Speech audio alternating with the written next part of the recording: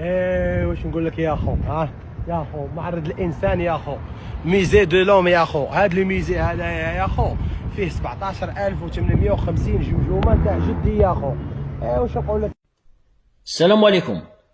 شوف ولد بوسبير، المرة القادمة لما تبغي تدخل في تحدي مع الجزائريين ضرب لهم موعد، قول لهم الوقت الفلاني راني ماشي، ما تمشيش كما الخاين على 3 نتاع الليل كما واحد ماشي للدالية يخول العنب ودير فيديو تتختل. ومين داك نتوما حمير وأميين دائما ما ديروا لنا إشهارات مجانية للتاريخ المشرف نتاع الجزائر والأمجاد اللي قاموا بها جدودنا الشهداء ربي يرحمهم. لأنه الناس كي تفرج لا فيديو تاعك وتمشي تتساءل على هاد الجماجم هادو، راح تصيب باللي جماجم تاع رجال أحرار مرضوش بالدل والرخص والانبطاح والعبودية اللي رضاو بها جدودك وخلاوك ليومنا هذا عايش تحت الحماية الفرنسية وتحت مليك مخنت مستعبدك.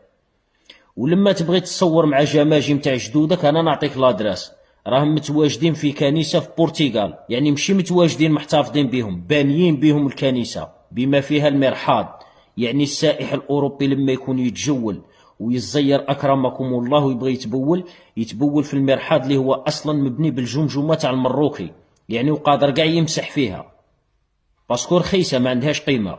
والشي اللي حيرني نتايا ساكن بإسبانيا، متواجد حاليا بإسبانيا، خليت أختك مقيوسة في حقول الفراولة ينكح فيها الإفريقي اللي هو من دولة مالي والنيجر، ولهذا تأيدوهم. تجي هنا التعليقات تكتب لي تحيا مالي باسكو متمالحين كالين الملح تاعكم، مخليه ينكحها. ما تكذبش على روحك، ما راش ينكحها الإسباني تقول بالك رانا نعدلوا الناس مع الأوروبيين، ولا راه ينكحها الإفريقي، راه يحرتها طول وعرض.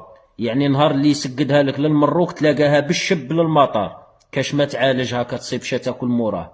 وهي معذورة، المروكية دي معذورة لأنه المرأة تبقى ضعيفة تحتاج الراجل اللي يحميها ويهتم بها، ولكن الله غالب. انت مخليها مقيوسة في حقول الفراولة وماشي دير فيديو قدام المتحف، دير لي إشهار مجاني، إشهار اللي أنا نفتخر به. وقاع إلا تلفت لك وعندك هاوس بالفيديوهات هادو هاد الأمور هادي، راه كاين لوحة إشهارية كبيرة راهم دايرينها في إسبانيا غير قدامك، دايرين فيها الملك نتاعك مع واحد مقطع له شفايفه من البوس يأموري فيه، دير معاها فيديو باسكو انت راك تحوس على ليفي.